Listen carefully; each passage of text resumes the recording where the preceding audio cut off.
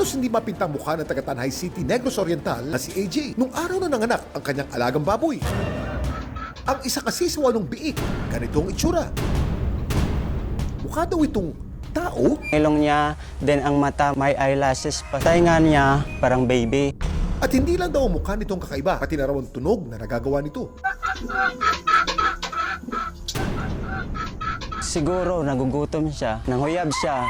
Mama yung sabi na uminom ka ba ng gatas? And siya, opo, baby kayo. Ang kakaibang biik agad na hiniwalay ni AJ. Pero bakit nga ba tila kawangis ng tao ang biik ni AJ?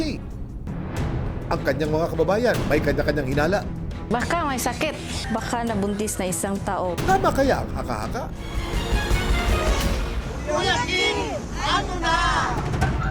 Ayon sa isang veterinaryo, ang kakaibang biik posibleng may birth defect na kung tawagin holoprosencephaly. So this is a congenital malformation which is technically a birth defect na nagkakaroon siya ng problema dun sa development ng brain. So imbes ay mag-develop into 2 hemisphere, ito ay nagkakaroon ng fusion. Therefore, ito ay nagli-lead sa malform or missing mga craniofacial structure. Ang naturang birth defect maaaring isang genetic mutation o posibleng nakuha ng inahin kapag na-expose sa chemicals, gamot, pesticides at iba pa. Almost always, this particular case is fatal. Katunayan, 4 na oras lang mula ng pinanganak, ang kakaibang biik ni AJ agad ding binawian ng buhay.